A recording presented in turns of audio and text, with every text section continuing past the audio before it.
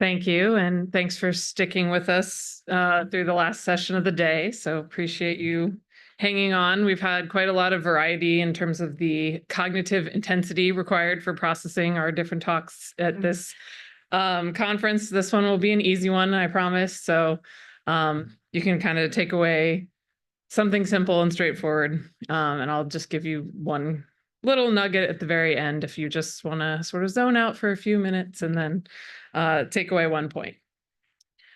All right, so just a little bit of background. I'm sure all of you at this point are very familiar with the QR code, but I do remember I was entering into the survey methodology world right at the time that QR codes were new and hip, and people wanted to try them out as a way for respondents to access their surveys.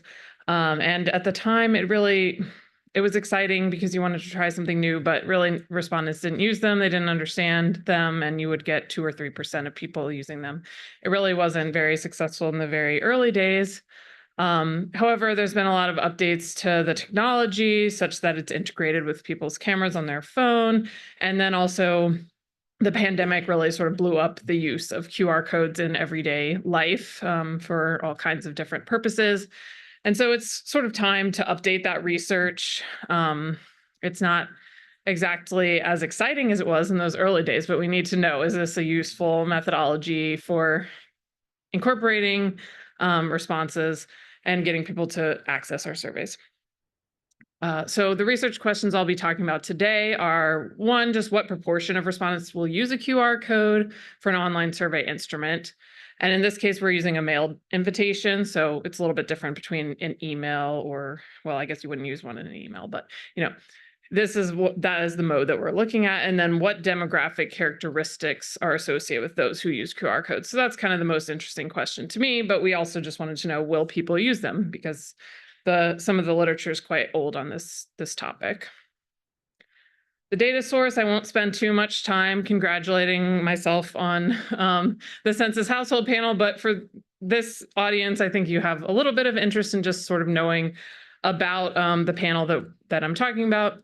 This is the sort of first nationally represented panel built by the US federal statistical system for federal statistical agencies to use. The Census Bureau has been working on this for a little bit.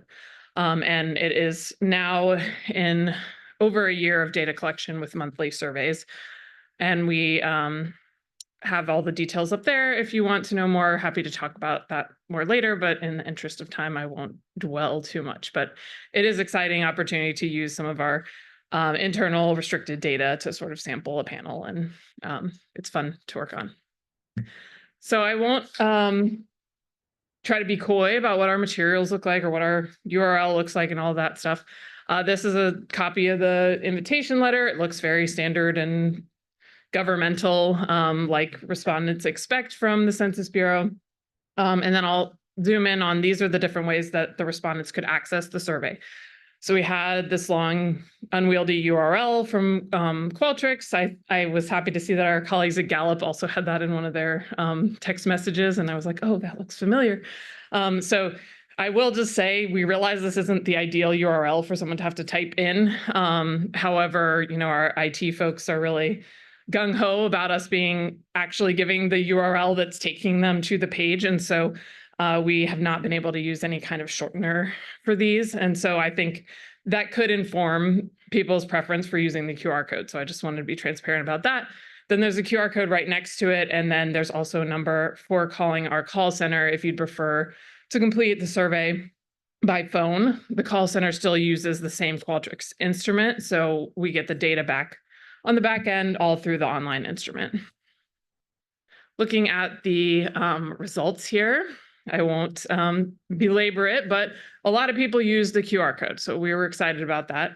And unless specified, I'm going to use our unweighted data here just because I want to know who actually responded this way. But there are a couple of cases where I look at some weighted. But we had about 18,500 completes and partials that are analyzed here. And of those, almost 60% use the QR code. So that's a lot more than our 2 and 3% from the old days. And it showed that it was sort of the most popular way of accessing. Now, as I mentioned, that could vary depending on sort of what your URL looks like and how unwieldy it is to type that in. Now looking at the fun part, the respondent characteristics. Just to orient you, most of the graphs are like this.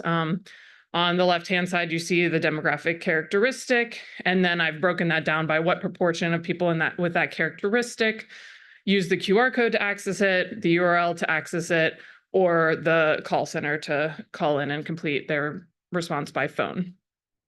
So here you can see the big ticket item is that a large proportion of those who identified as Hispanic used the QR code, over 70%, which you've probably seen some similar research out there. This confirmed sort of what we had heard, especially that those who are often mobile only in their internet use may be more likely to use a QR code.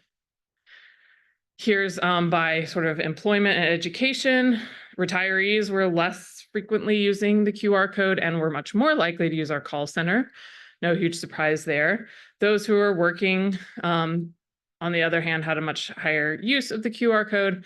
And then interestingly, with education, you saw a higher rate of using the URL. And this could be related to the possibility that if you're completing at work, you want to use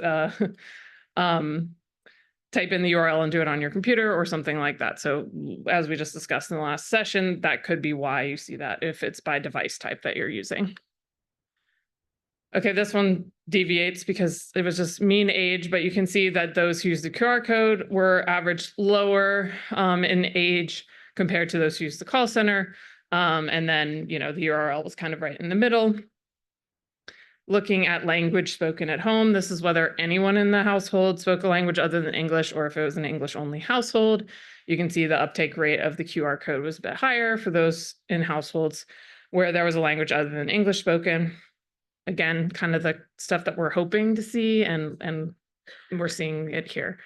And then also household size. This is another sort of characteristic that's interesting.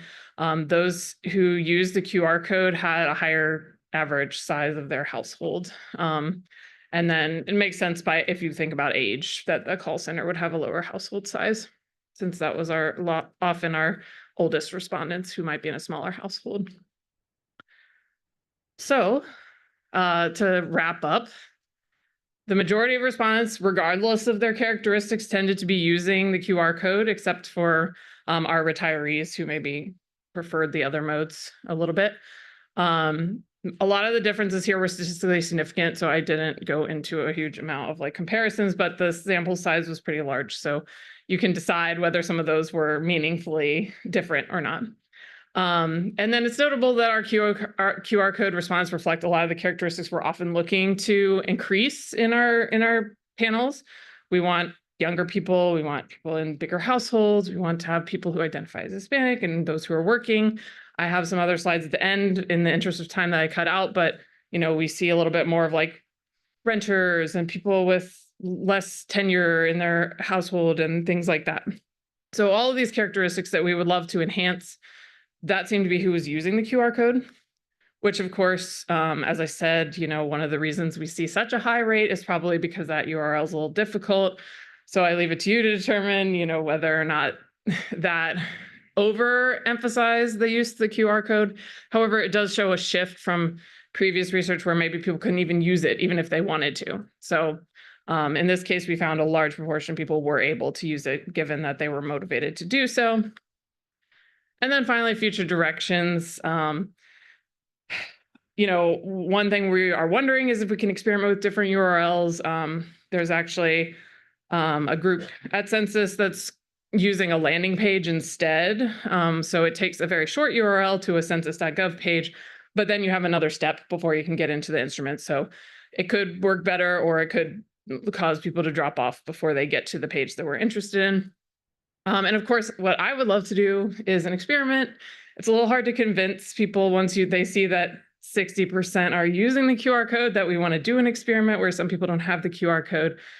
So I'm working on that, but maybe someday I'll be presenting to you an experiment. Especially, I'm interested to see if that increases the representativeness of the sample, or if we're able to get especially Hispanic and Latino individuals to respond at a greater rate if we have the QR code versus not. So that's what I'll be working on in the near future. Thank you.